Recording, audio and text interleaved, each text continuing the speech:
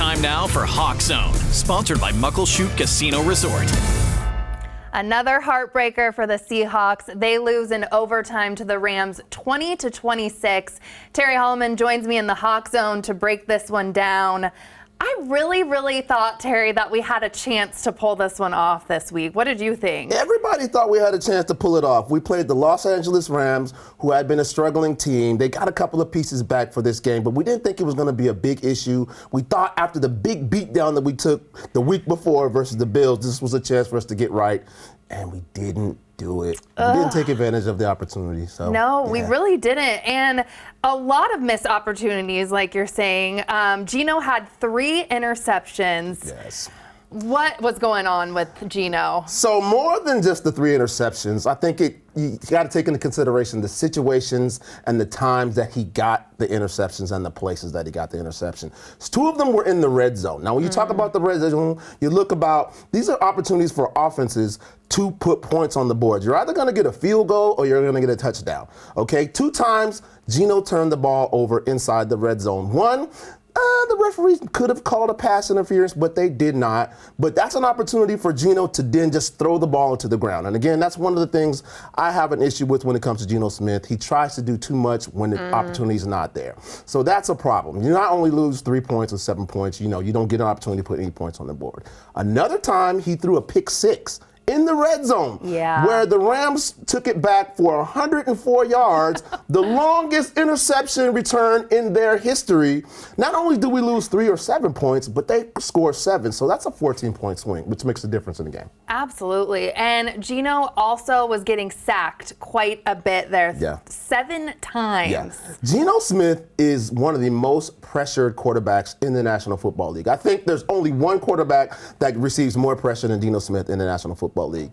That being said, Geno sometimes holds on to the ball a little too long, which goes back to me saying he tries to do a little too much sometimes. You know, how Russell Wilson was Russell Wilson-esque back in his prime when he would scramble and make things happen. I don't think that's Geno Smith's wheelhouse necessarily.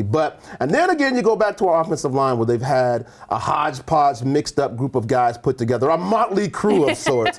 And they're working on their 4th right tackle. So there's issues all over the board right there. Yeah, issues for sure. And we're just lucky he hasn't gotten hurt yet. I feel like with 7, sacks in that game alone. Yeah. The run game also seemed like that just was not getting started either. Yeah, what do you think about that? When we have one of the best running backs in the NFL, we have to feed him the ball. He has to get off to a much better start. And when you're able to run the ball effectively, it puts a little bit less pressure on Geno Smith when it comes to him dropping back in the package, because defensive now have to worry about a great running game. When you got him off his kilter to begin with things, it makes it a little easier on defense. They can just pin their ears back and go after Geno the way they did. Definitely. And despite all the problems on offense, I feel like our defense actually was keeping us in the game like it has in past weeks. Yeah. They put a lot of pressure on the quarterback. What did you think? Yeah, they did put a lot of pressure. See, again, previous week against the Bills, these guys got blown out. We were just wondering what was happening on the defense. It was like, throw your arms in the air, the sky's falling. This past week, they kept the Seahawks in the game.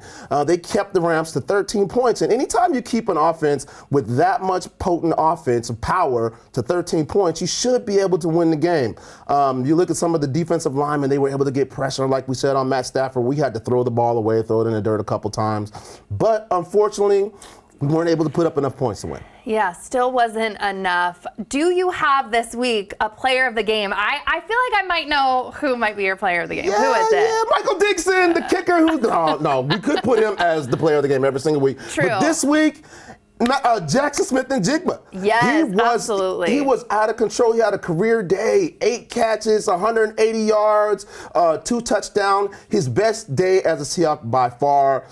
If we would have won this game, this guy should have had his own parade going down First Avenue. Absolutely. Yeah, he was incredible. He had himself a game.